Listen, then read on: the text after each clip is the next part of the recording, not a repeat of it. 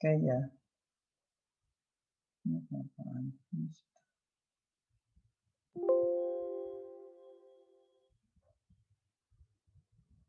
Ya, saya jelaskannya. Kalau saya jelaskan seperti ini, terlihat tidak slide-nya? Atau harus saya besarkan seperti ini?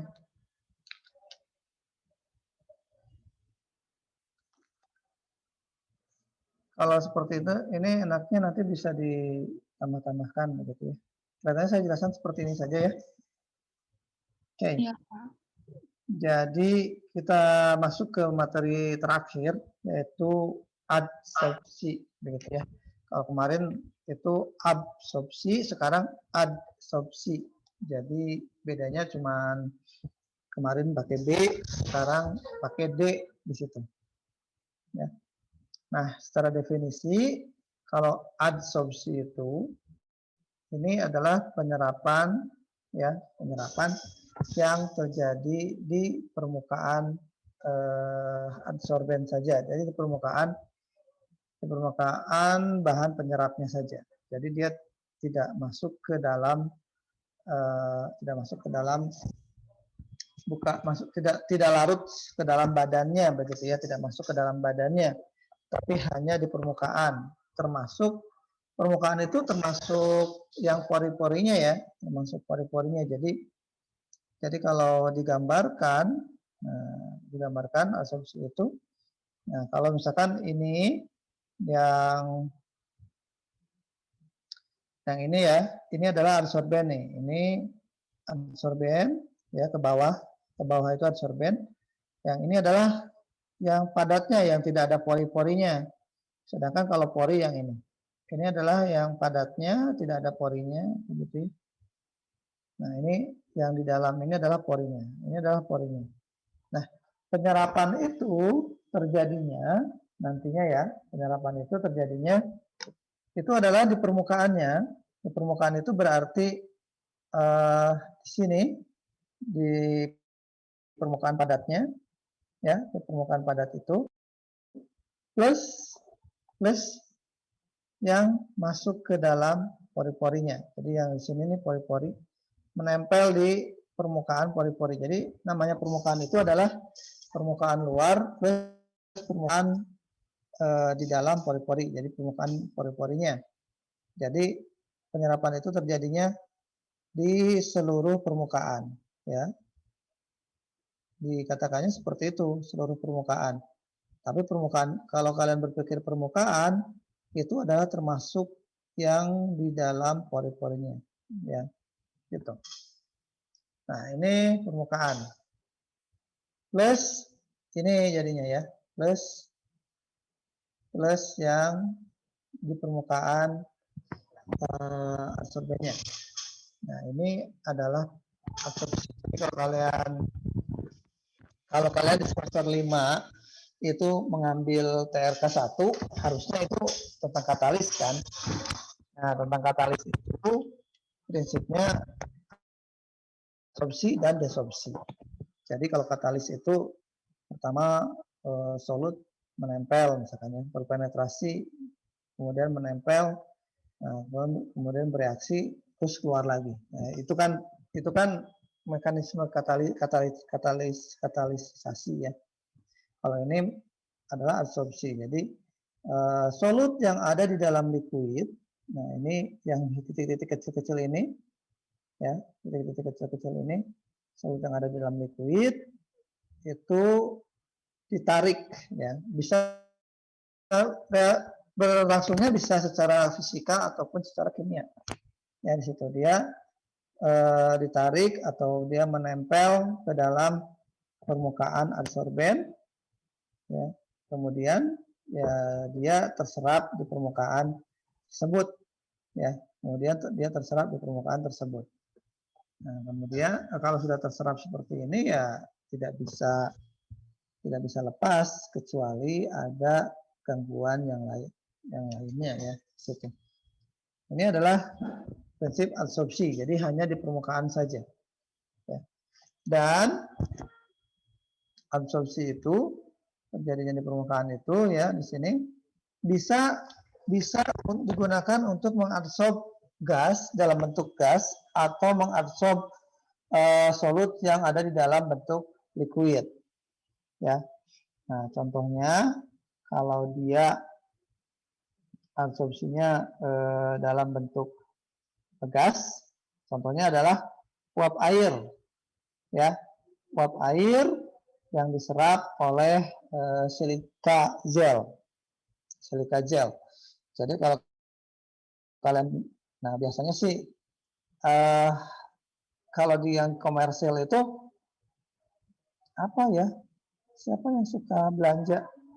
Yang suka belanja siapa? Jipen suka belanja, Jipen? Belanja apa, Pak? Ya nggak tahu. Kamu suka belanja apa?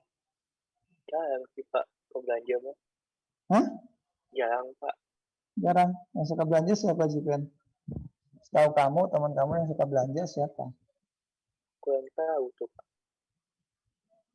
Kamu nih nggak perhatian. Ya, misalkan ya, misalkan siapa ya? Oh, yang suka yang modis lah. Yang modis itu siapa? Faisal misalkan. Faisal modis. Katanya Faisal modis. Dia suka beli sepatu kan? Misalkan Faisalnya suka beli sepatu. Di dalam sepatu itu suka ada kotak kecil kan? Ya, kotak kecil isinya itu adalah silika gel. Silika gel itu untuk apa disimpan di sepatu? Untuk apa kira-kira Faisal? Ada apa nggak sini? Hadir, Pak. Nah, buat apa Faisal?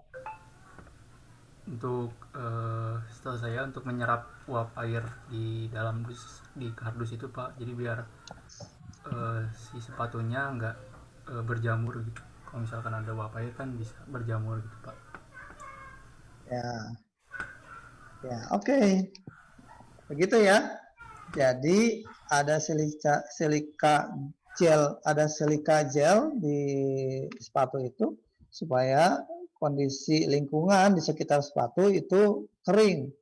Kalau dia lembab, maka akan memudahkan jamur untuk tumbuh di sepatu tersebut. Terutama sepatunya kalau sepatu kulit ya. Nah, itu prosesnya adalah adsorpsi begitu ya. Air itu terserap secara adsorpsi. Nah, adsorpsinya kalau menggunakan silika gel ini adalah adsorpsi secara fisika. Nah, ada lagi yang terbaru ya, yang sering sekarang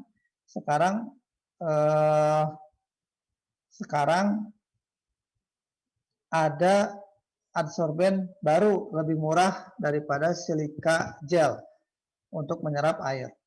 Namanya adalah kapur tohor ya. Jadi reaksinya kapur tohor itu apa sih?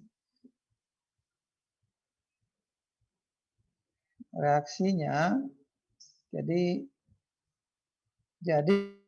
kalau ini adalah adsorpsinya secara fisika, kalau yang ini adsorpsinya secara fisika, kalau menggunakan kapur tohor CaO plus H2O. Nah, jadi apa ini?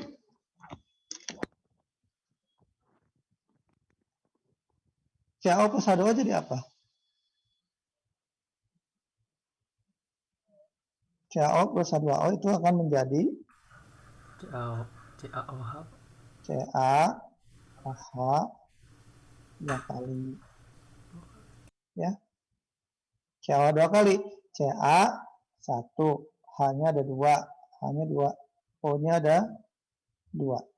Nah, ini pun berlangsung secara adsorpsi, artinya kalau saya punya CaO, di sini ada uap air, ya, uap air ini akan tertarik, kemudian dia bereaksi membentuk CaOH, situ.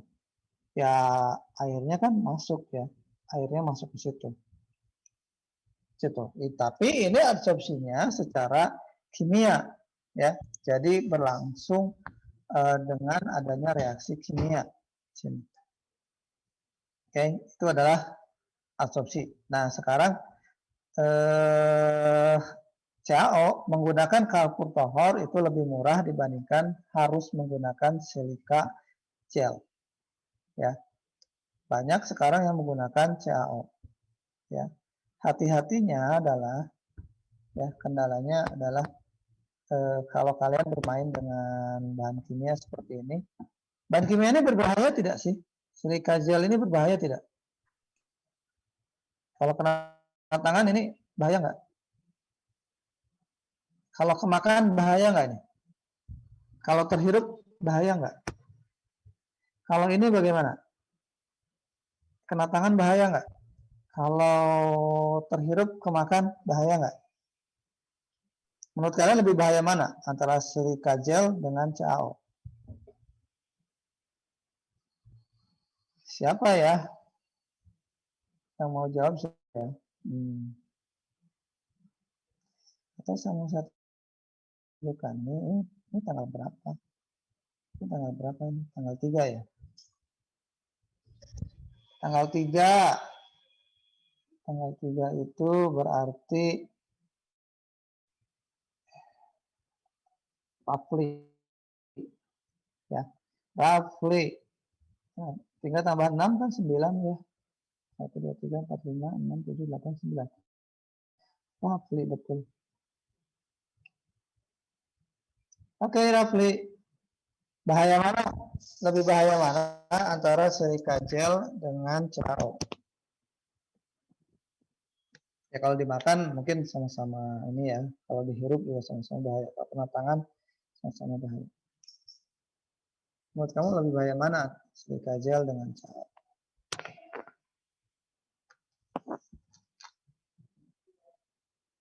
Hah? Lebih bahaya mana? Pernah lihat silika gel nggak?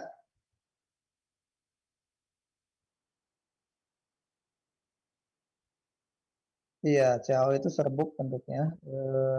Ya nggak mesti serbuk sih, bisa juga bentuknya bongkahan. Tapi umumnya dibuatnya serbuk ya. Umumnya dibuatnya serbuk. Ya kecil-kecil lah. Kalau silika gel bentuknya bola-bola kecil ya, bentuknya bola-bola kecil. Kalau CaO dibentuk bola-bola juga bisa sih, nggak masalah sebetulnya. Supaya mengelabui kamu ketika kalau dari luar dipegang, oh sama-sama bentuknya bola-bola begitu ya. Padahal itu CaO. Tidak harus bentuknya serbuk sih.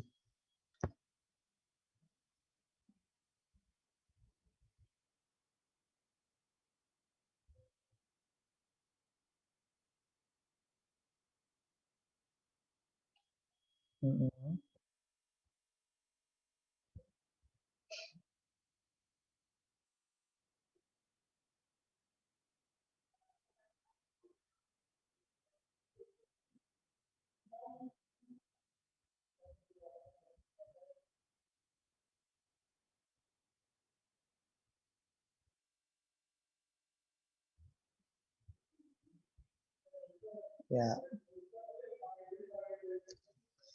Jadi kalau kalian lihat orang zaman dulu ya, orang zaman dulu itu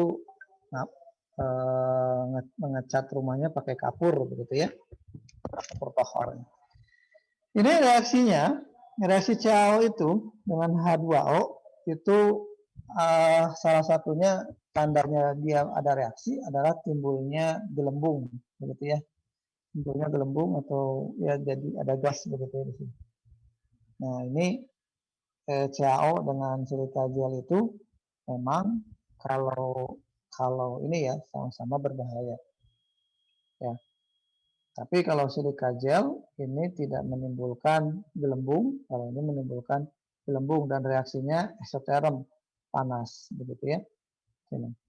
Jadi kalau kalian di rumah ya, apalagi sekarang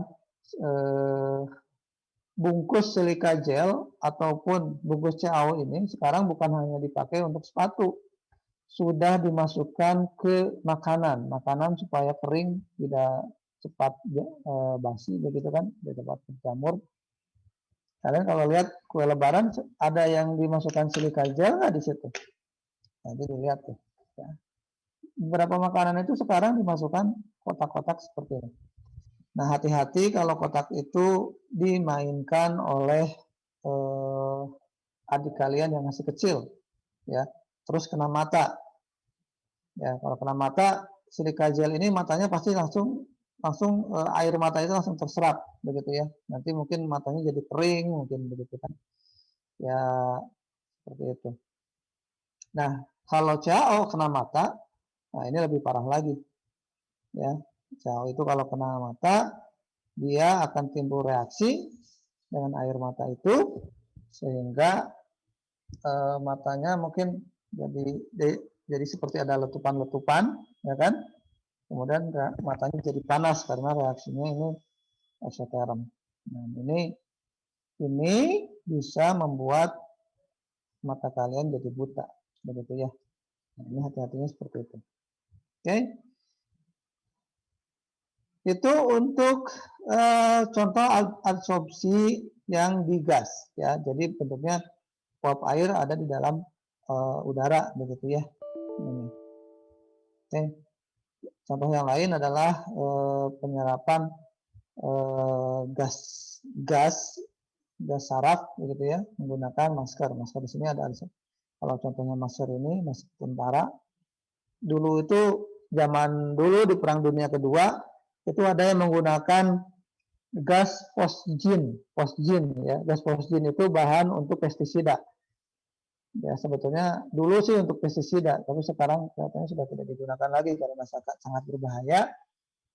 Kalau terhirup itu bisa membuat membran paru-paru bocor sehingga darah masuk ke dalam paru-paru dan menyebabkan kalian sesak napas terus yang meninggal.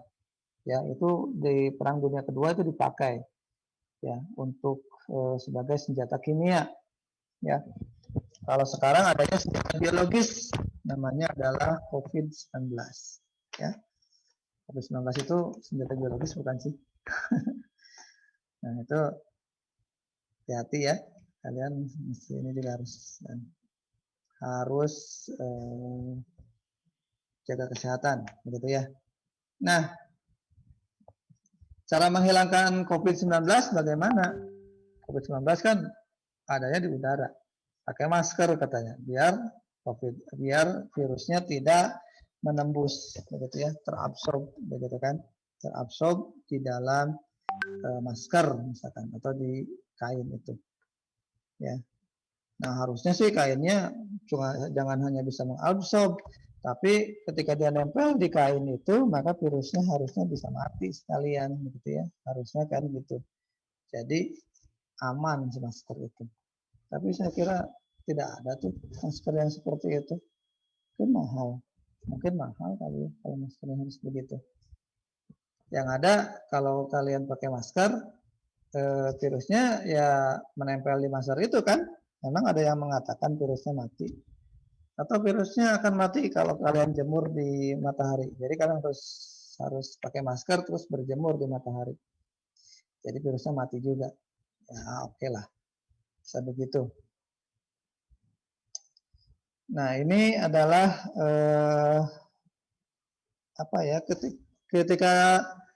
ketika Perang Dunia Kedua itu menggunakan fosgin. Nah, itu tentara itu kalau supaya tidak ya kalau menghirup fosgin dipastikan dia akan meninggal, akan mati begitu ya. Itu harus pakai masker. Ya. Pakai masker supaya gasnya tidak terhirup. Jadi hanya udara bersih saja yang terhirup. Nah, ini contoh absorpsi dari gas. Nah, ada lagi absorpsi yang dari cair, ya. Jadi dia terlarut di dalam liquid. Misalkan ada contohnya adalah zat warna. Jadi zat warna itu ya warnanya apa saja, itu biasanya diabsorb oleh karbon aktif. Ya. Karbon aktif itu selain mengabsorb warna, dia bisa juga mengabsorb bau, ya. Bau itu kan biasanya organik ya. Komponen organik itu bisa diabsorb oleh karbon aktif. Atau logam-logam yang ada di dalam liquid, di dalam air, begitu ya, diserap oleh adsorben. Ya, ini adalah contoh-contohnya. Adsorpsi ini banyak digunakan juga di industri ya, meskipun sebetulnya penggunaannya ya kalau dibilang ini hanya memindahkan dari satu bentuk ke bentuk yang lain, begitu ya. Situ. Oke, nah mekanismenya tadi sudah, mekanismenya seperti itu, ya. Kemudian kita bicarakan jenis adsorpsi, ada dua. Yang pertama adalah adsorpsi fisika, yang keduanya adalah adsorpsi kimia. Adsorpsi fisika ini terjadinya karena ada daya tarik menarik ya, gaya tarik menarik, ya, gaya van der Waals itu ya. Jadi gayanya namanya adalah gaya van der Waals dengan ikatannya. Kalau ikatan van der Waals itu umumnya itu tidak kuat, begitu ya. Jadi kalau misalkan kalian mengadsorb sesuatu, tetapi dia secara fisika itu umumnya tidak kuat. Jadi kalau diganggu saja sedikit, misalkan diganggunya dengan cara dipanaskan, jadi temperaturnya dinaikkan, mungkin akan lepas, begitu ya. Itu si solutnya itu akan lepas. Ya. Ini dikarenakan adanya gaya intramolekul atau gaya van der Waals dari ion-ion yang ada di permukaan adsorben dengan yang ada di mungkin bukan ion juga, tapi ada momen-momen ya, momen dipol itu dia ada yang muatannya positif atau negatif. Nah, itu yang saling tarik menarik gitu ya, sehingga solut itu tertarik ke dalam adsorbennya. Ya. Nah, sifatnya asumsi fisika ini cenderung reversible, artinya bisa dilepaskan kembali. Ya, gitu. Terus kesetimbangan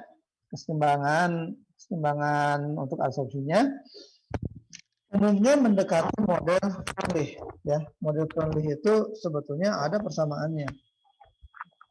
Ada persamaannya model Freundlich itu, tapi yang kita pakai nanti model Freundlich-nya itu lebih seperti ini, ya. Y sama dengan mx pangkat n. Nanti model Freundlich-nya seperti itu. Oke. Nah, adsorpsi yang kedua itu adalah adsorpsi kimia. Chemisorption ya.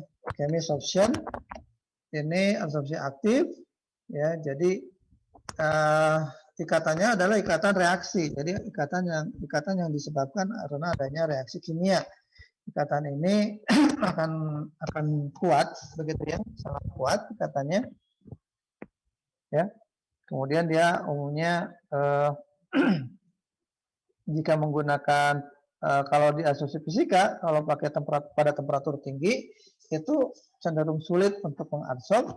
Nah, beda kalau untuk adsorpsi kimia, temperatur yang lebih tinggi itu pembentukan komponen yang teradsorbnya itu akan semakin besar, ya. Sifatnya irreversible. Kemudian kesetimbangan yang mendekatinya itu ada yang namanya Langmuir atau BET, ya, Brown, Emmett, and Taylor. Ya. Ini samaannya seperti itu apabila dia mendekati chemisorption. Ya. Ini. Nah, kemudian setelah jenisnya kita tahu, kalau untuk jenis untuk contoh-contoh adsorbennya, ya, contoh-contoh adsorbennya yang paling banyak digunakan, ya, umumnya seperti ini ya. Itu adalah yang paling banyak itu adalah karbon aktif, ya. Ini karbon, terus ada zeolit, monomerylate, zeolit, begitu ya, silika gel, molecular. Ini ada Fuller's Earth itu clay itu umumnya adalah monomerylonate ya, dan juga zeolit sebetulnya ada di situ. Ya, boksit itu dari batu bara, ya. Ini juga karbon sebetulnya. Terus ada alumina. Terus kalau kalian mau pakai arang tulang, ya, atau batu apung atau apa. Ini adalah contoh-contoh dari adsorbennya. Ya. Jadi tapi tergantung sih apa yang kalian ingin adsorb situ. Ya. Selanjutnya kita masuk ke faktor-faktor yang mempengaruhi proses adsorpsi, ya. Jadi adsorpsi itu akan dipengaruhi pertama oleh luas permukaan. Luas permukaan ini diaturnya. Bagaimana cara mengatur luas permukaan? Jadi masanya sama, tapi luas permukaannya harus lebih tinggi. Caranya bagaimana? Kalau saya punya karbon aktif 1 kg, supaya luas permukaannya lebih besar, harus bagaimana?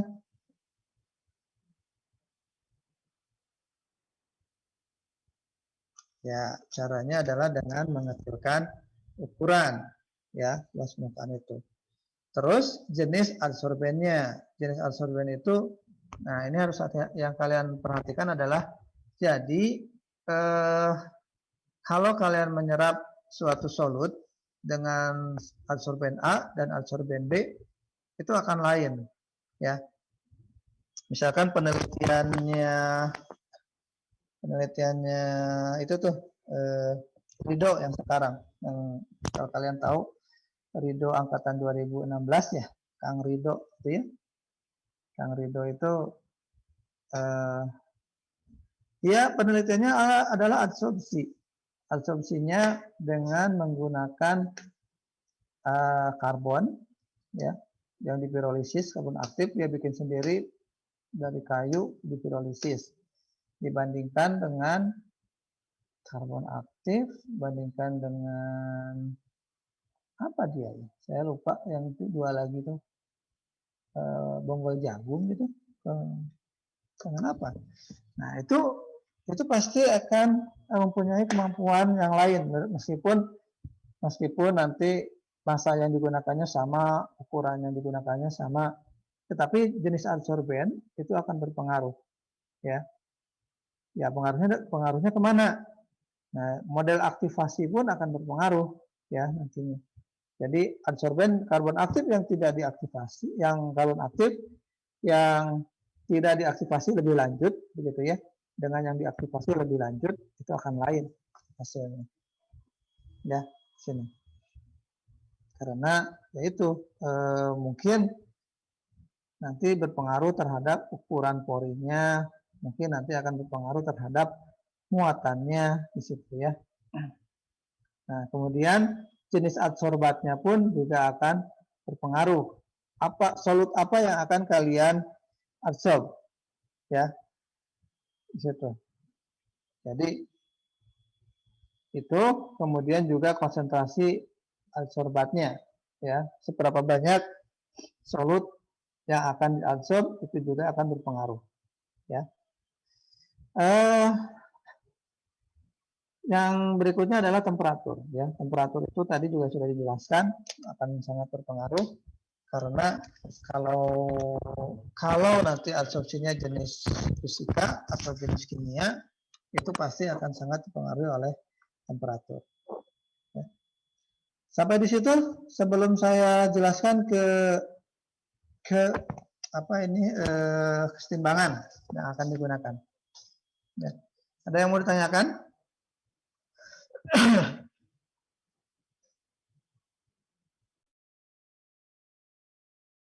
Ya, silahkan.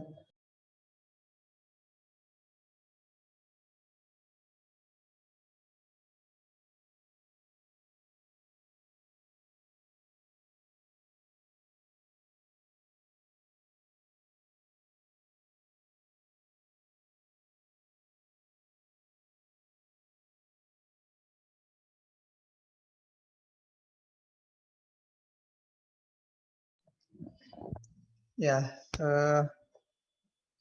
jadi kalau untuk yang adsorpsi kimia, umumnya kalau adsorpsi kimia itu berarti si adsorbennya akan berubah bentuk, begitu ya. Adsorbennya akan berubah bentuk. Nah, ini kalau adsorbennya sudah berubah bentuk, kemungkinan dia tidak bisa dikembalikan ke bentuk awalnya, ya. Kalau bisa dikembalikan ya berarti bisa diregenerasi, begitu ya, bisa diregenerasi. Kalau bisa diregenerasi ya mungkin lebih bagus, begitu. Umumnya kalau terjadi reaksi kimia, nah ini jadi apakah bisa langsung satu kali pakai saja, misalkan seperti itu? Ya tentunya kalau yang tadi saya contohkan, itu adalah CaO, begitu ya. CaO plus H2O akan jadi CaOH 2 kali. Nah, adsorben yang CaO tadi, dia bentuknya sudah jadi CaOH. Kalau ini reversible, kalau dia reversible, dipanaskan, nanti airnya lepas, begitu ya. Tapi kan reaksi ini kemungkinan ini tidak reversible, ya. Reaksi ini kan tidak reversible. Atau ini reaksinya reversible? Reversible tidak sih? Nah, ini kalau ini tidak reversible, ya, reaksinya tidak reversible, berarti ini sudah tidak ada lagi. Artinya dia hanya sekali pakai, ya. Jadi ketika kalian CaO-nya sudah habis, berubah semuanya jadi CaOH 2 kali, ini saya tambahkan H2O, ini tidak bisa diabsorb, begitu ya. Reaksinya seperti itu. Tapi ada juga reaksi itu misalkan karbon aktif, begitu ya. Ini ingin menyerap, begitu ya, menyerap. Kalau dia bereaksi, nah reaksinya seperti apa? Apakah dia bereaksinya, misalkan karbon aktif itu bereaksi dengan gugus COOH, ya, C ketemu dengan COOH dengan CO, begitu ya, di situ, sini. Tapi ini reaksinya kalau reaksinya kimia mungkin tidak seperti ini. Ya, ini reaksinya fisika ini. Karena COH nanti ya kecuali seperti ini.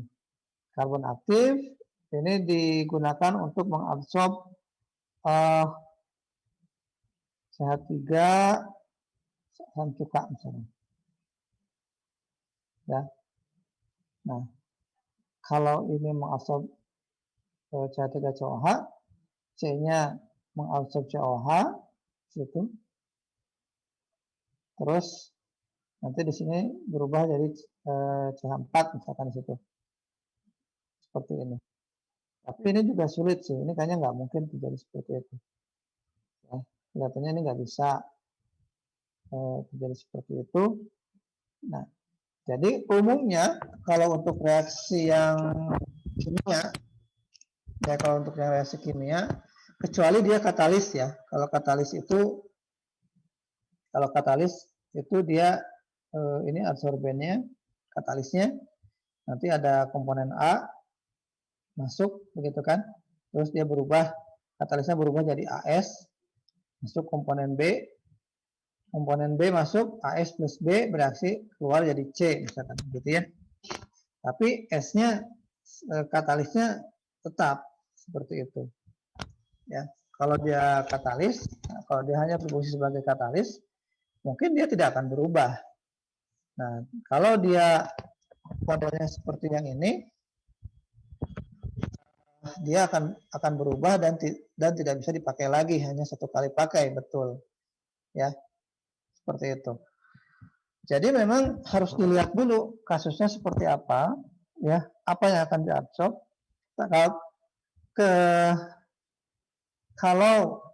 Kalau itu adalah absorpsi kimia, kemungkinan adsorben kalian itu akan berubah bentuk begitu ya, akan berubah seperti itu.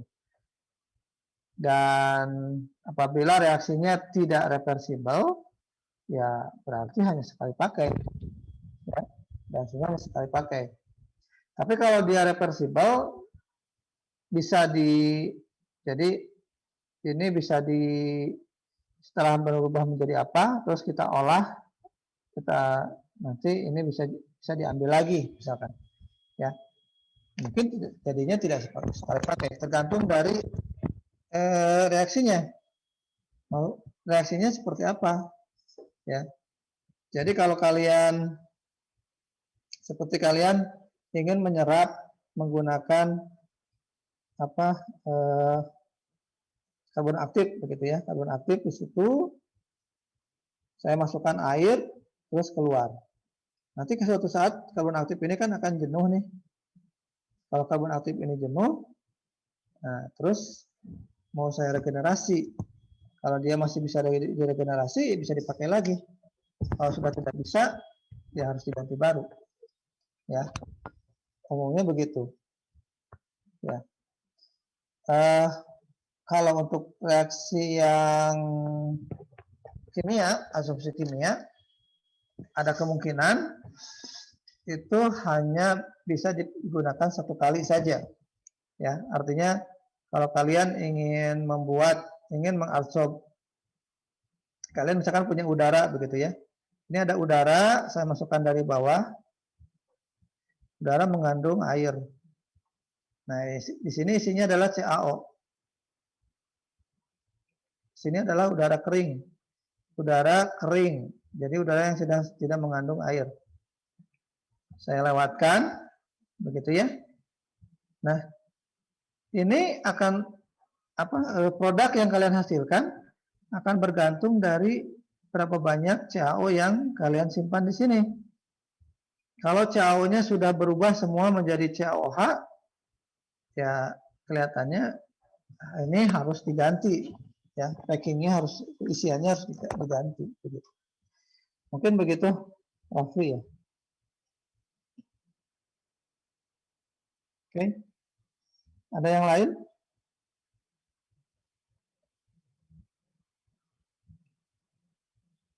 Kelihatannya sudah paham ya, kalau untuk absorpsi secara teori sih kelihatannya sudah tidak aneh lah. Kalian dengan kalimat absorpsi itu kayaknya sudah berkali-kali mendengar itu. Oke, kita lanjutkan ya. Kita lanjutkan ke kesetimbangannya. Jadi dari mana mendapatkan kesetimbangan absorpsi? Ya sebetulnya kesetimbangan absorpsi itu dapatnya ya dari penelitian ya, dari penelitian.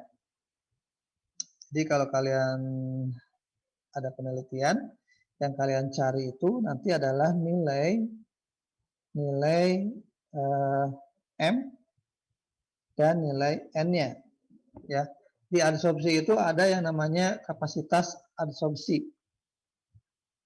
Kalau pakai persamaan penulis yang asli itu ada nilai Q-nya ya, absorption capacity begitu kan, kapasitas adsorpsi. Jadi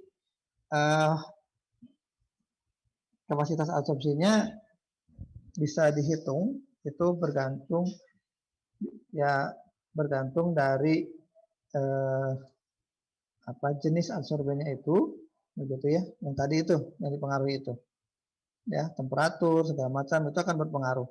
Nah dari situ, dari data yang banyak itu kemudian kita bisa mencari secara umum begitu kan, adsorpsi itu kalau terjadi pada temperatur sekian dengan ukuran butiran sekian gitu ya. Nah itu kalian nanti bisa mendapatkan timbangannya, berapa nilai CO-nya, berapa nilai Q-nya dan berapa nilai K-nya. Q dan K. Kalau di persamaan penulis mungkin disimbolkannya dengan M dan N di situ ya.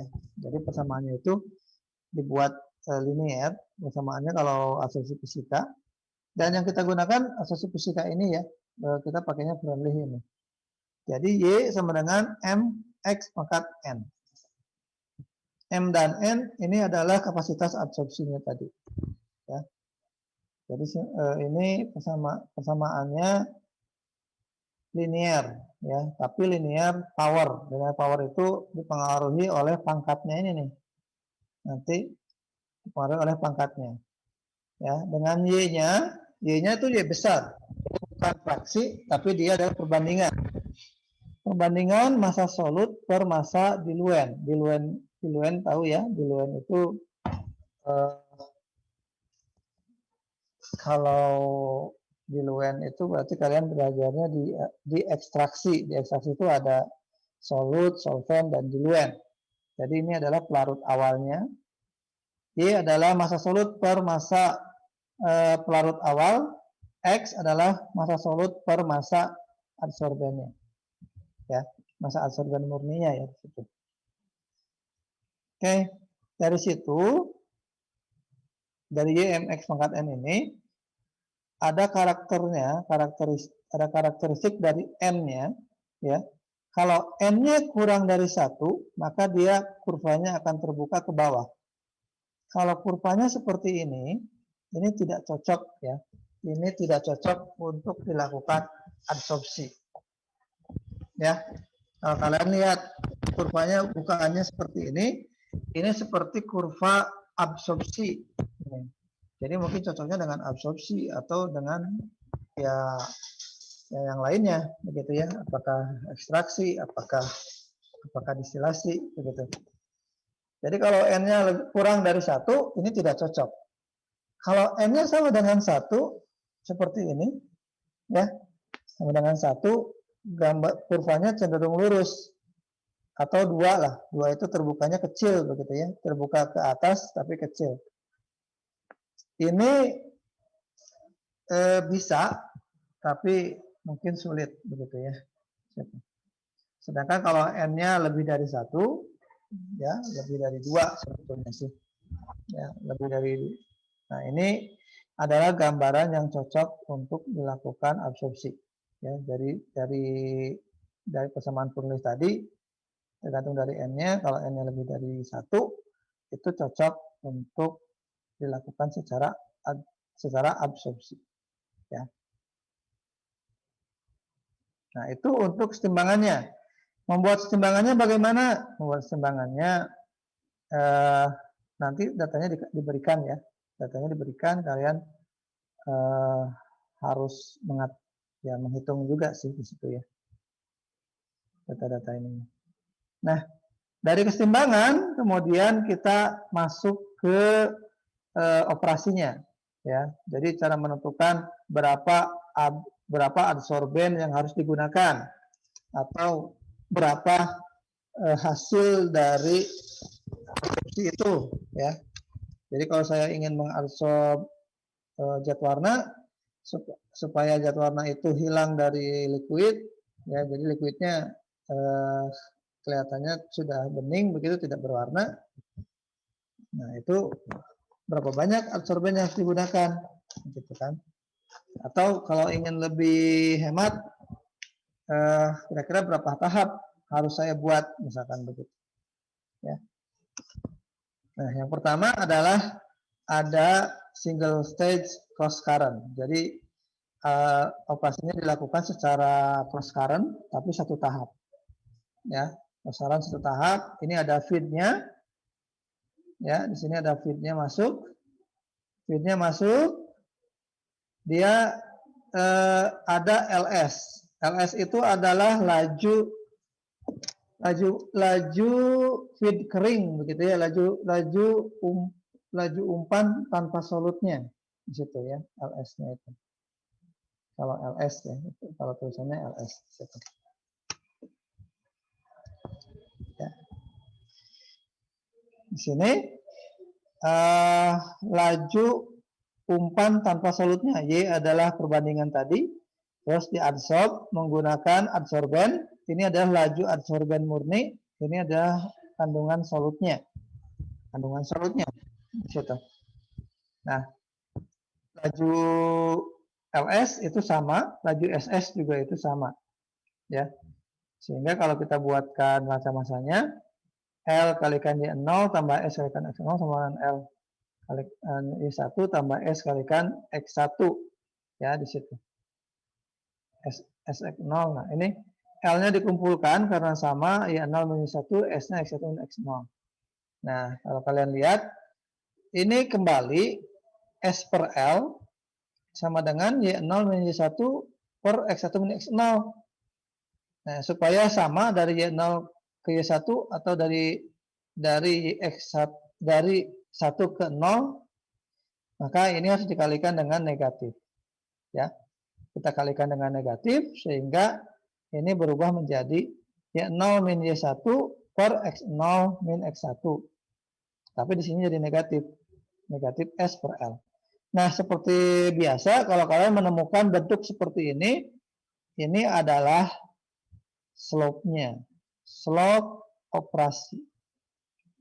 Ya. Jadi slope operasi untuk cross current min S per L. Jadi nilainya negatif tuh. Min S per L. Y0 min Y1.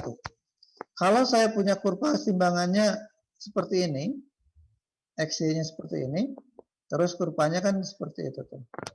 Ya. Kalian lihat seperti ini. Kemudian saya mau tanya nih. Y0 dengan Y1 itu besar mana? Kandungan solutnya besar mana?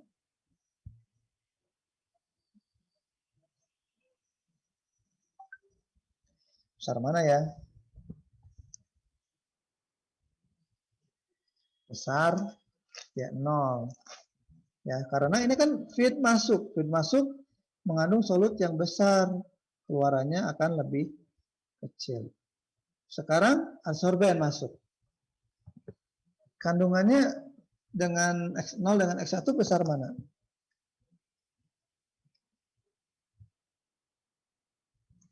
Besar X1 karena adsorben itu akan menyerap kan.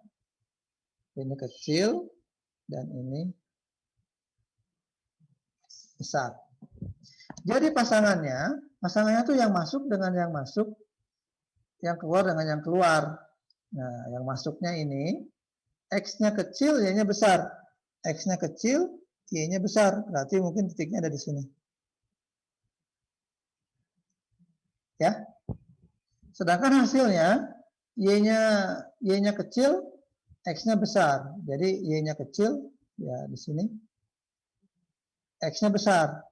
Tapi X-nya itu tapi tidak boleh melebihi atau menembus dari kurvas timbangan. Maksimumnya hanya di kurvas timbangan itu. Jadi membuat slope-nya, Y-nya memang kecil. Memang kecil itu Y-nya bisa di sini. Tapi nah daerah ini tidak boleh ya. Daerah di bawah kurva kesetimbangan tidak boleh dipakai karena itu sudah melewati kurvanya. Itu tidak boleh dipakai. Jadi yang boleh dipakai hanya sampai di sini. Ya.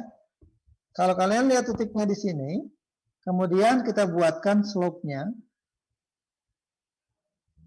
Ya. Kurva timbangannya ada di sini.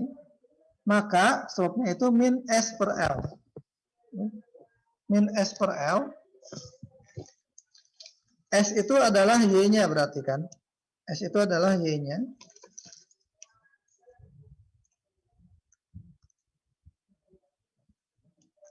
S itu adalah Y-nya, itu adalah X-nya. Nah, karena kurva timbangannya ada di bawah, maka nilai Y-nya yang harus negatif.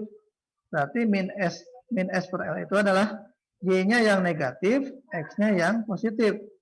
Sehingga garis kalian nanti akan ketemu, ini Y-nya negatif, dibaca ke bawah, X-nya positif. Nah, ada di area sini kuadran nih. Ada di kuadran ke-4 ya, 1 2 3 4. Ya. 1 2 3 4. Kuadran ketiga ya. 1 2 3 4. Kuadran ketiga ya. Nah, ini adalah slope kalian. Ya, slope-nya yang ini. Jadi nanti cara menggambarkan slope-nya tinggal ditarik garis dan titik ini kira-kira seperti apa. Nah, sampai ke kurva setimbangnya ya. Kita asumsinya sampai setimbang semua. Satu stage itu keluarannya dalam keadaan setimbang.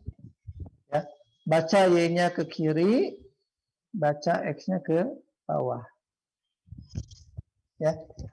Itu cara untuk mencari.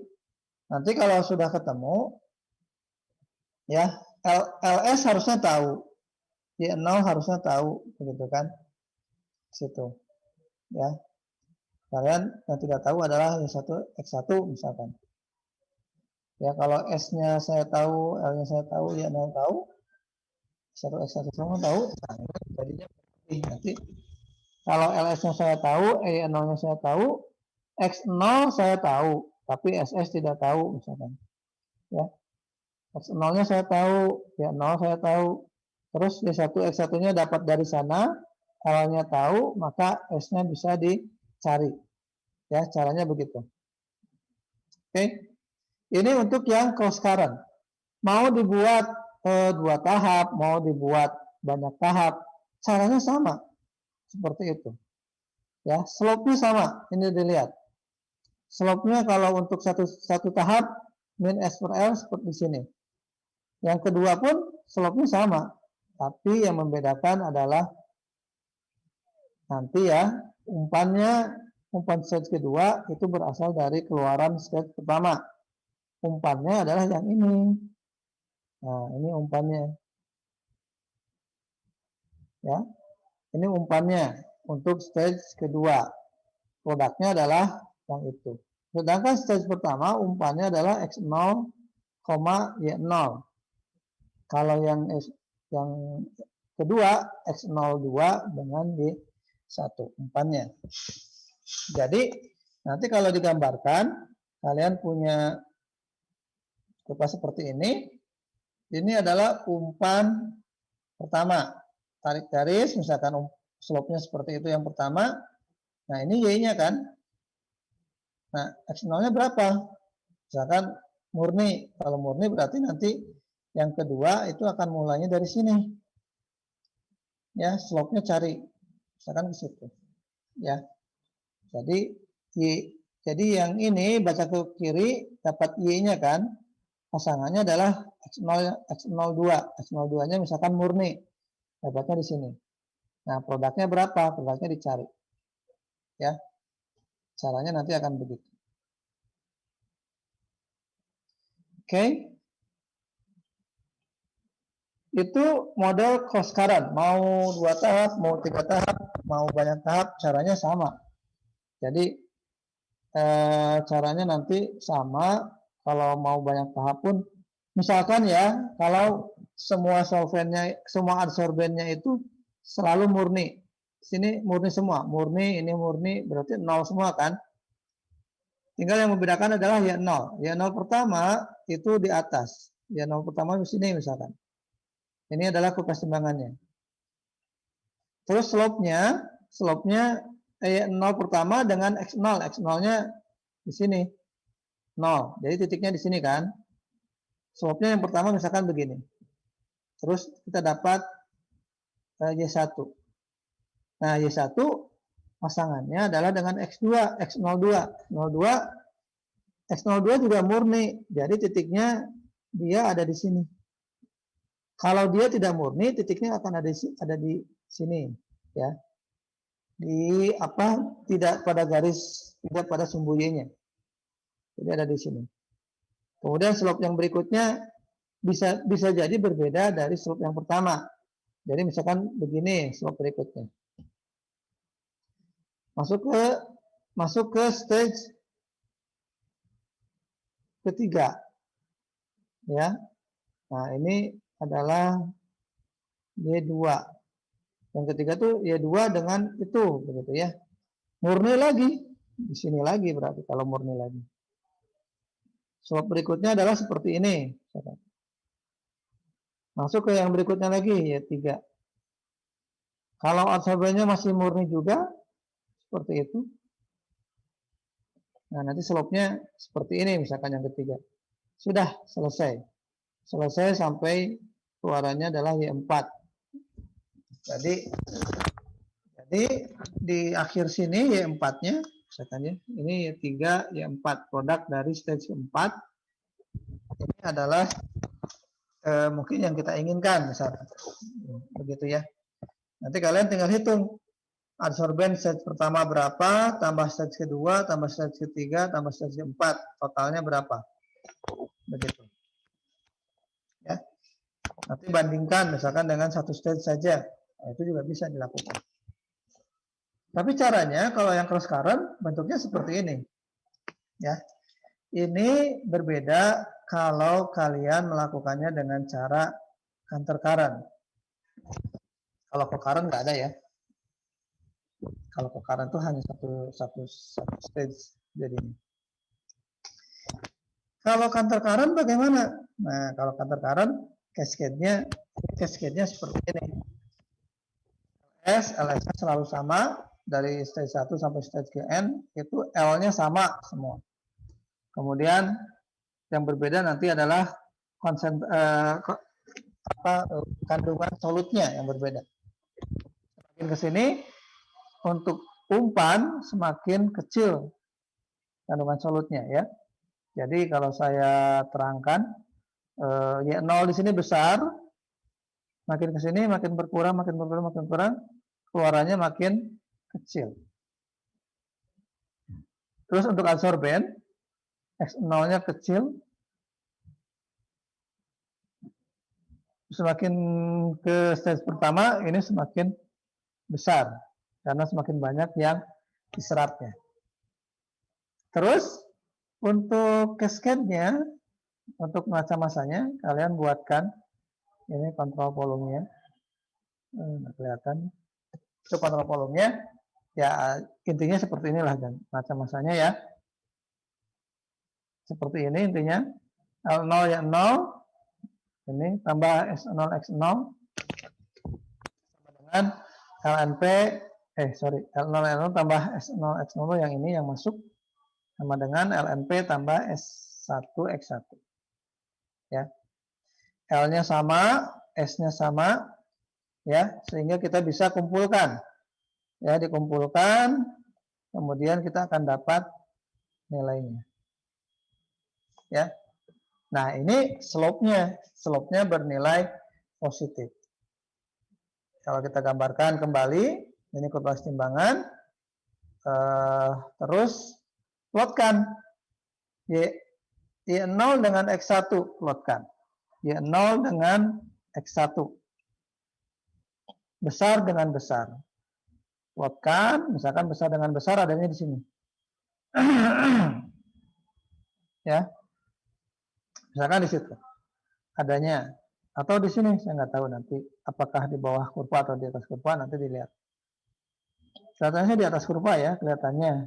Karena kalau melebihi kurva kan aneh juga.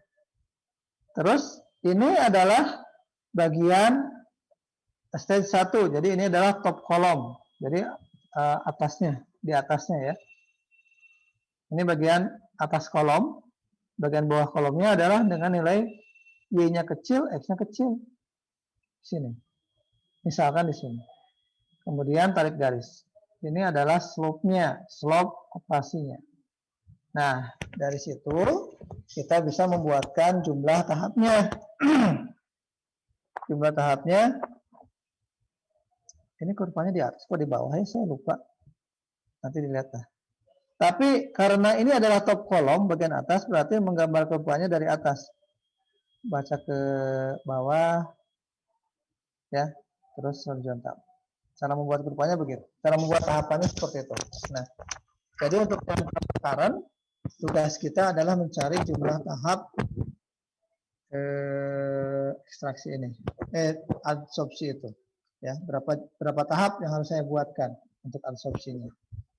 Jadi berapa pack bed kalau kalian membuat packing begitu. Nah, ini tahapannya. Kalau adsorpsinya gas dalam dengan padatan, tetap saja ya ini kelihatannya tidak bisa pakai model tray, ya, kecuali Ya, kalau bisa dialirkan. Jadi bentuknya harus packing, begitu kan? Di sini packing.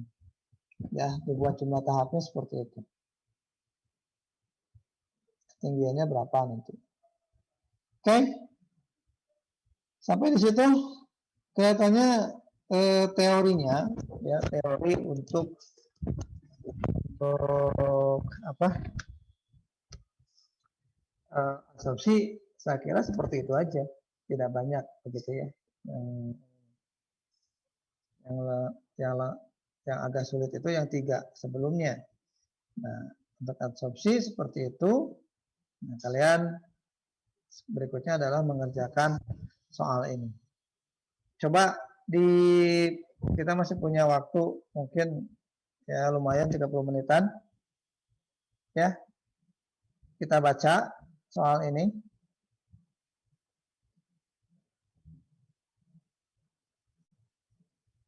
Ya, coba dibaca, terus digambarkan cascade-nya. Ya, digambarkannya pakai PowerPoint ya. Nanti saya suruh tunjukkan.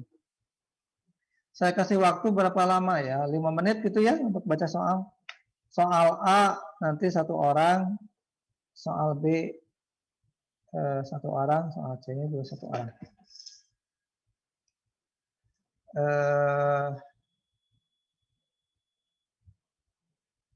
Oke, ini NRP-nya atau gini deh. Ini gini ya. Ini kok nggak keluar sih videonya. Mana ya?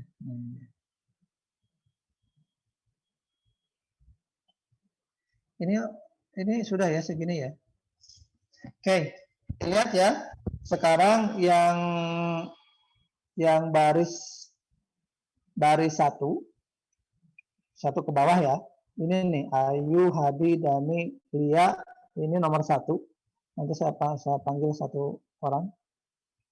Ya, nomor 1. Yang bagian 2 itu adalah Faisal, Ian, Lukman. Yang ini nih, yang kolom 2 dan 3. Kelihatan kan kolomnya ya? Kalian bisa lihat kolomnya nggak?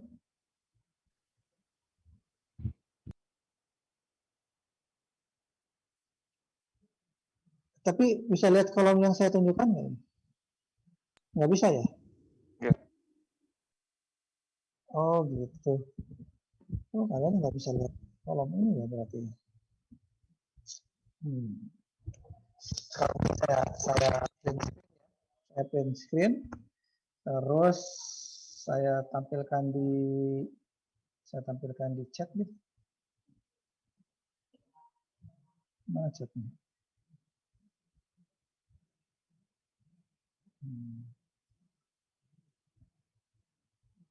Nggak mau kalau di chat, nggak mau pakai gambar dia. Jadi saya tampilkan di WhatsApp aja ya. Saya tampilkan di WhatsApp grup. WhatsApp.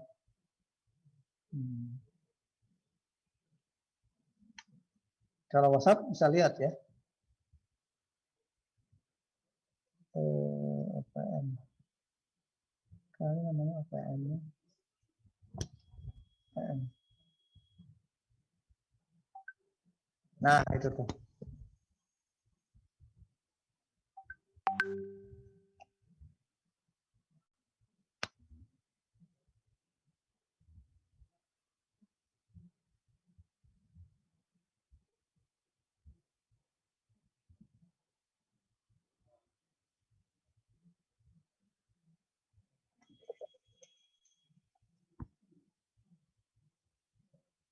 Kita sampai mana sih sebenarnya? Sekarang kalian bisa lihat PPT saya lagi nggak? Bisa ya? Ini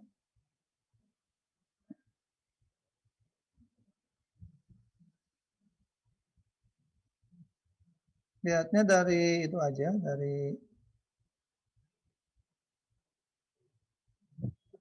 gini aja deh lihatnya. Semoga terbaca. Yang kolom 1 soal A, kolom 2 dan 3 soal B, kolom 4 dan 5 itu soal yang C. Cascade-nya aja ya. Cascade-nya aja. Saya kasih waktu 5 menit untuk memahami soal itu. Nanti tunjukkan lewat PPT ya. Akan saya suruh share.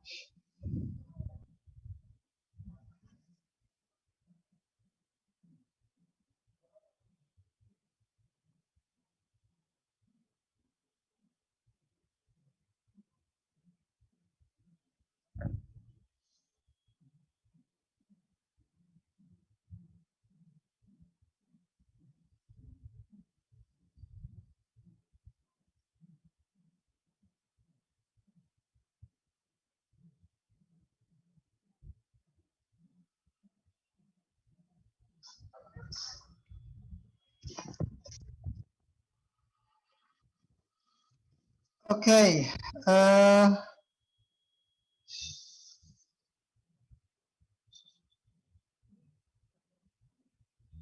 hmm, oke, dari kolom satu, siapa? Yang mau share siapa? Ayu, Arya, sama siapa? Kurnia, siapa? Sabila, Ayu, Arya, Sabila. Yang mau share siapa? Bukan ding, salah. Ayu, Kur itu siapa sih?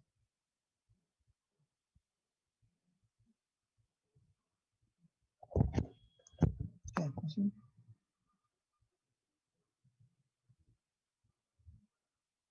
Kurnia Bagas. Oh, Bagas. Bagas ada nggak? Jangan-jangan nggak ada Bagas. Bagas share. Ada Pak? Sok di share Bagas. Belum Pak. Kurang paham jadi masih mencoba-coba. Oke. Ayo, udah belum yuk?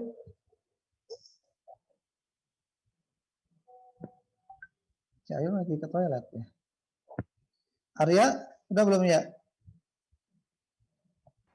Belum Pak, masih coba mau main soalnya. Ridwan? Ini Ridwan. Rivaldi? Belum juga, Pak. Gimana tuh? Atau yang B? Yang B ada yang sudah belum? Atau C?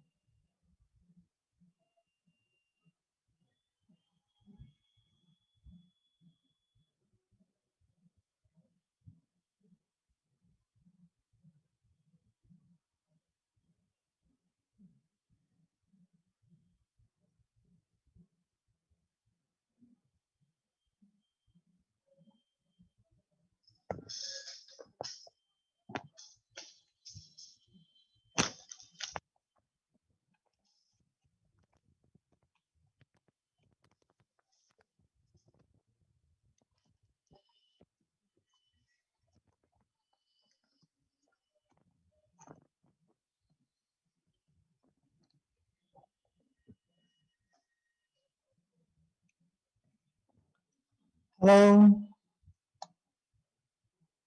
Oke lah. Saya gambarkan dulu saja ya untuk yang soal A dulu. Mungkin yang B dan C itu kelihatannya lebih rumit lah gitu ya. Nah, jadi yang soal A itu kalau kalian baca dari sini ya, suatu larutan terkontaminasi oleh pengotor impurities sehingga menimbulkan warna pada larutan tersebut. Jadi pengotornya adalah warna. Impurities akan dihilangkan dengan adsorpsi menggunakan karbon aktif sehingga warna larutan akan menjadi lebih jernih. Adsorpsi secara batch dilakukan untuk mendapatkan serangkaian data semua berikut ini. Jadi adsorpsinya secara batch dapat datanya ini. Ini datanya ya. Adsorpsinya secara batch tapi dapat datanya ini. Ya. Intensitas warna ditentukan berdasarkan skala pada alat colorimeter. Oh, jadi dia pakai alat. Terus, jika diinginkan mengurangi kandungan warna menjadi 10% dari warna awalnya, hitung karbon aktif yang diperlukan per 1000 kg. 1000 kg larutan. 1000 kg larutan itu, kalau 1000 kg larutan, berarti ini adalah F. Sama dengan 1000 kg. Ya. Kandungan awalnya berapa? Kandungan awalnya berapa sih? Kandungan warnanya. Kandungan warnanya adalah 9,6. Tapi ini kesetimbangan warna ya. Kesetimbangan warna itu apa? Ini kayaknya 9,6 itu adalah warna awal, skala warna awal begitu ya. Skala warna awalnya 9,6. 9,6 itu apa? Berarti mungkin ya 9,6 itu adalah kandungan warna 9,6 kandungan warna dalam adsorben kan ya kan gitu ya, tapi angkanya 9,6 gitu. Cuman berapa banyak yang dikandung kita nggak tahu gitu.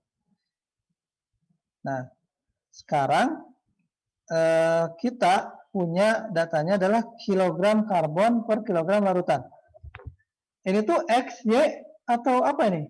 Ini X atau Y, atau bukan apa? Bukan X dan bukan Y. Kira-kira kalau saya punya limbah warna nih ya, warna. Kalau ingin jadi X, itu satuannya harus apa? Warna terhadap, harusnya ini adalah warna terhadap, kalau X terhadap apa? Kalau Y terhadap apa? Kalau warna terhadap adsorben. Kalau Y warna terhadap feednya, bukan feednya ya, diluent ya, diluent. Warna terhadap diluent. Nah, ini X atau Y ini?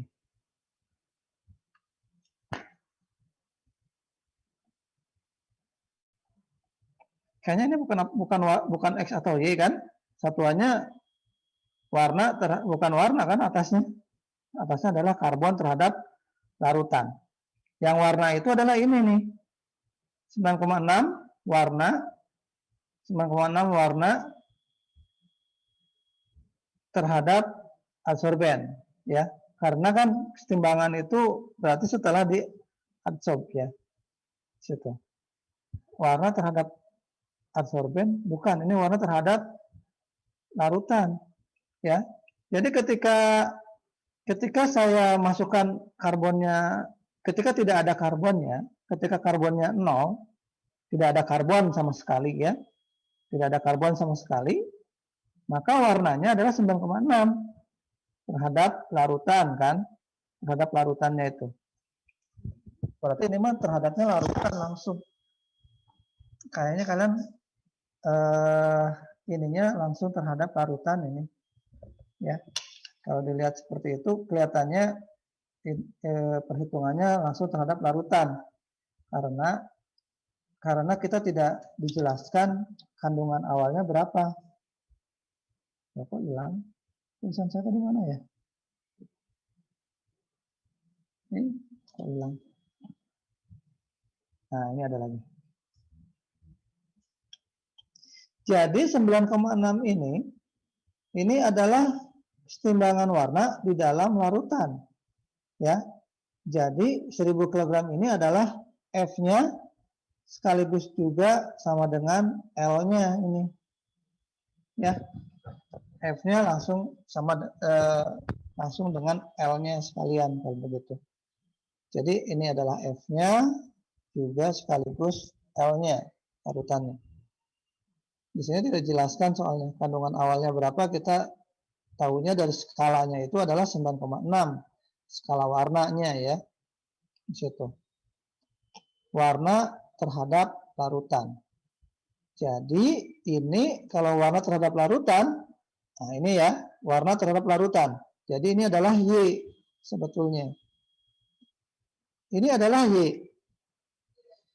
Nah, kalau saya ingin dapat X-nya, bagaimana X-nya?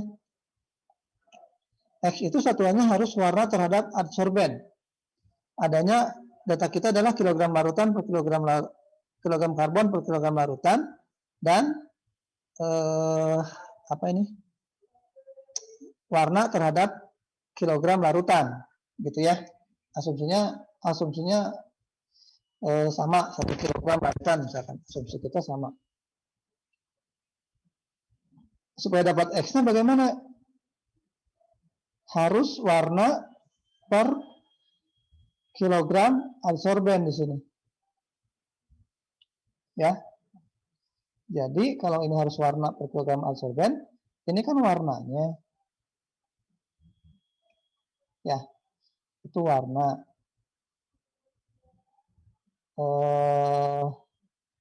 Kalau ini warnanya, terus ini kilogram X itu adalah warna per kilogram karbon, gitu kan? Kilogram karbon. Tapi saya punya datanya adalah warna per kilogram larutan.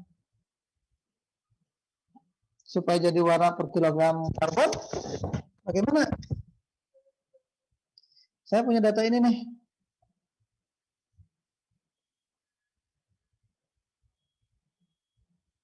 Ini data ini. Jadi, kalau ini adalah per kilogram larutan,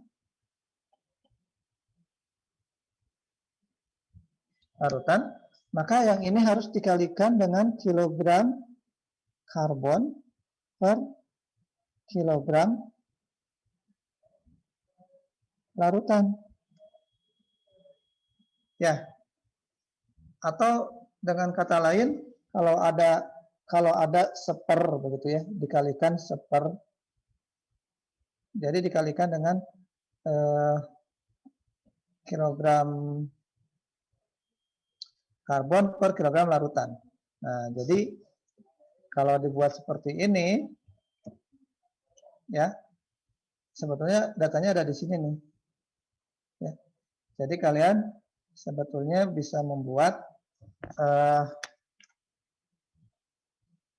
X-nya untuk yang pertama itu 0,9,6. Di sini jadinya tidak bisa karena kalau kita bagi dengan 0, ini kan dibagi nih seper kilogram karbon per kilogram larutan itu kan seper ini nih. Seper ini kan. 0. Itu ya itu tidak bisa dihitung. begitu ya. Yang atas itu tidak bisa dihitung. Nah, yang kedua, kalau saya gunakan kilogram karbon per kilogram lautan sebesar ini, hasilnya 8,6. Ya, artinya ada warna yang terabsorb di situ. Ya, ada warna yang terabsorb ke dalam karbon di situ ya. Ketika saya tambahkan sebesar ini. Nah, mencarinya bagaimana? Mencarinya itu ya. Jadi kalian ini ada persamaannya nggak sih? Nah, ini nggak ada persamaannya. Mencarinya itu ini ya. Saya pakai Excel-nya aja deh. Mana ya? Absorpsi itu Permas, mungkin ada di sini. Contoh datanya absorpsi. Mana data absorpsi?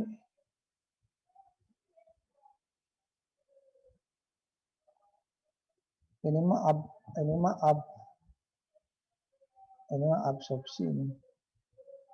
Absorpsi aseton metanol air daftar Di bawah kelompok. apa itu, Pak? Oh ini ya. Latihan absorpsi. Oke. Nah, ini ya. Jadi ini datanya ya. Datanya 9,6. Jadi ini adalah X-nya. X-nya adalah berapa warna yang terserap oleh karbonnya, gitu ya. Berapa banyak warna yang terserap oleh karbonnya. Jadi ketika tidak ada karbon, ya tidak ada begitu yang terserap. Tidak perhingga, tidak tahu kita berapa. Nah, ketika saya tambahkan 0,001 kg per kilogram larutan, warnanya berubah menjadi 8,6. Nah, berarti delta ini, delta yang itu menghasilkan perubahannya sebesar 1 ya. Jadi 9,6 dikurangi 8,6 itu ya. 9,6 dikurangi 8,6 dibagi dengan ini. Ya, sebetulnya dibaginya ini kurangi ini, tapi kan 0 kan. Jadi ya nilainya ini saja. Kalau mau dituliskan itu dikurangi dengan 0 situ. Hasilnya ya itu, begitu kan? Situ. Nah, 0 ini saya kunci 0-nya. Yang berikutnya kalau saya tambahkan 0,004 ya, warnanya berubah dari 9,6 menjadi 6,3. Ada deltanya begitu ya. Nah, perubahannya berapa? 9,6 dikurangi 6,3 dibagi 0,04 dikurangi 0. Ya, di situ jadi kalau dituliskan ini yang ini nih 9,6 dikurangi B7 ya. Ke situ. Itu dibagi dengan A7 ini. Dikurangi 0. Kalau mau dikurangi 0, saya tarik aja dari situ. Kalau pakai Excel gampangnya gini sih. Ya. Kalau pakai Excel itu enaknya begitu.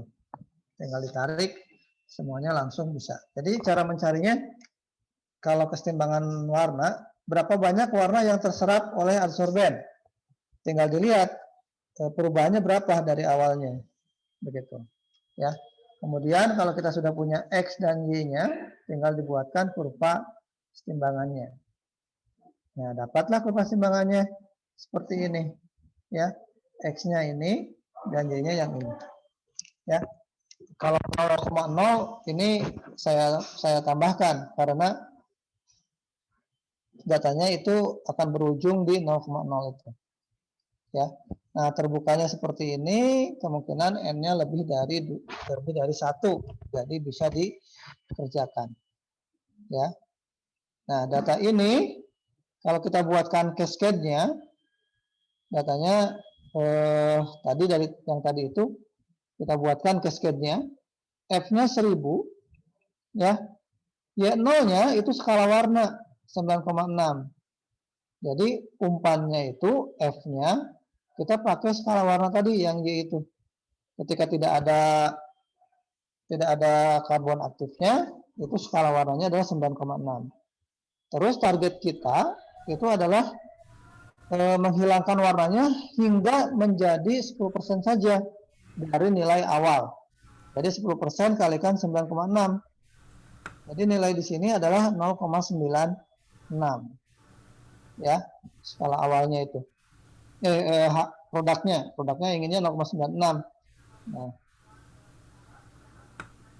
ini saya clear dulu aja ya. Nah, ini F-nya jadinya dibuat dalam bentuk larutan karena kita tidak tahu kandungan 9,6 itu sebetulnya berapa begitu ya. Si solutnya itu berapa kilogram atau berapa gram 9,6 itu kita tidak tahu. Jadi sudah saja pakai laju ini, F itu dianggap sebagai laju totalnya begitu ya.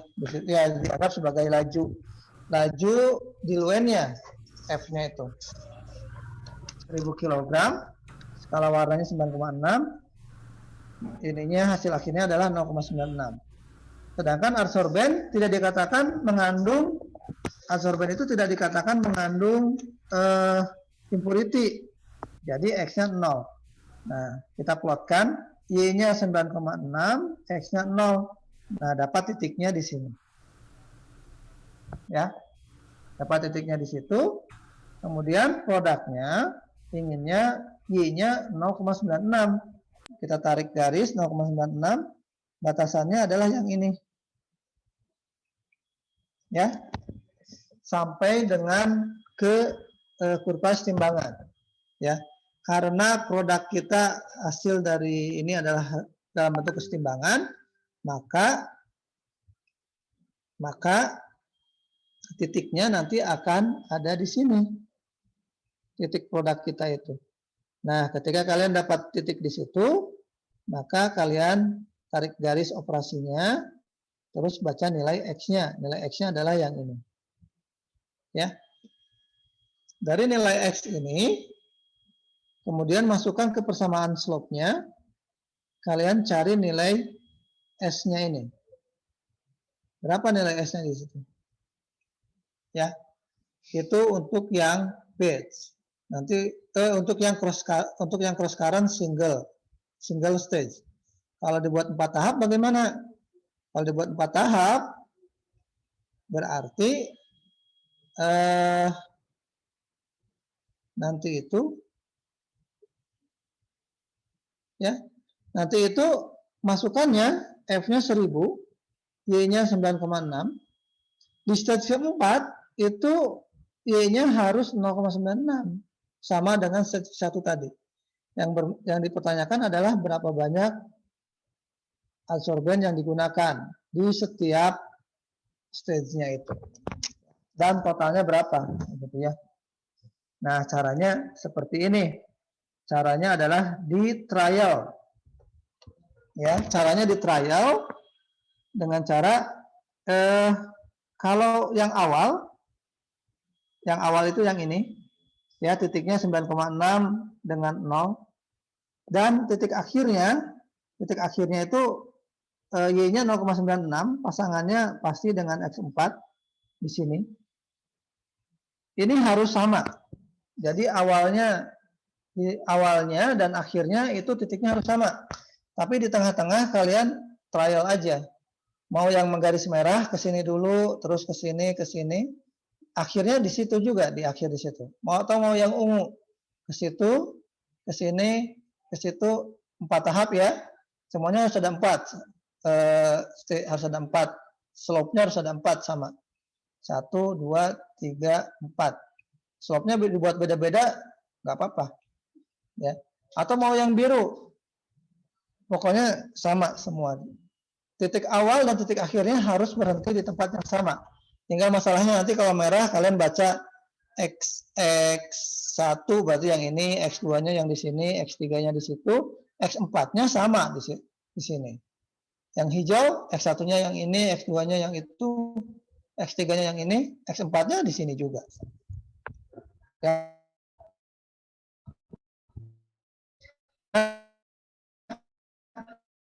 Ya sebetulnya ya, sebetulnya kalau diabsorpsi itu cara mengetahui berapa solvent yang benar, begitu ya.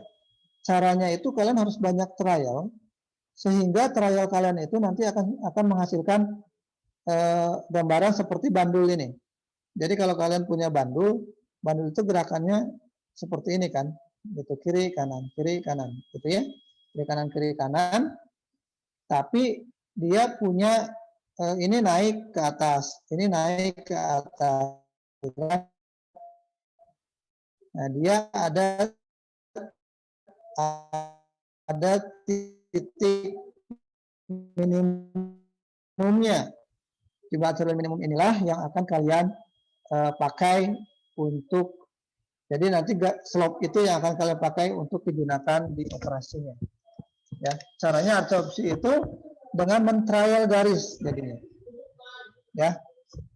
Nanti kalau ujian, kalian kalau melakukan seperti ini harus tahu trial banyak-banyak sehingga kalian tahu soal absorben mana yang nilainya minimum, itu waktunya nggak akan cukup.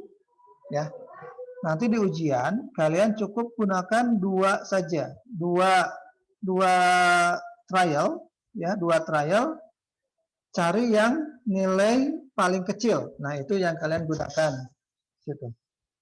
Ya,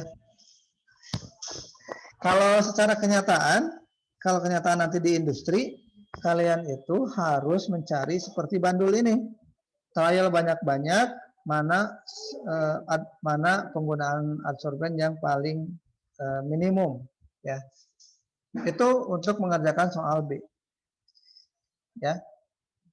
Jadi intinya harus di trial kalau soal B itu, ya.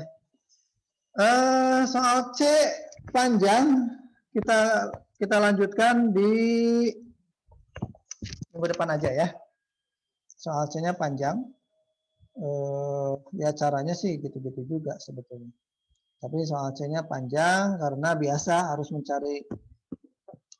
mencari apa absorben minimum kalau memang ada absorben minimumnya. Ya. Kalau enggak ya kalau tidak dicari absorben minimum, kalian harus cari di trial berapa di trial garisnya sehingga jumlah tahapnya tepat 4 tahap begitu ya. Trialnya begitu. Sampai di situ dulu. Ada yang mau ditanyakan? Bisa ya? Saya ingin kalian kerjakan exercise ini. Minggu depan kita bahas yang A dan B, tapi sudah lengkap dengan nilainya. S-nya berapa ini? Yang ini berapa juga nilainya, begitu ya. Setiap orang pasti akan berbeda ini. Nanti bawa juga kertas, ya, bawa juga di print juga ini kertas timbangannya. Kertas timbangannya di print. Kita kerjakan soal C untuk minggu depan. Oke? Pak, izin bertanya, Pak. Kalau untuk PPT-nya itu sudah bisa diakses belum, Pak? Ya, saya lupa belum upload. Nanti saya upload ya setelah ini. Ya, Pak. Makasih, Pak. Oke. Ada lagi yang mau tanyakan?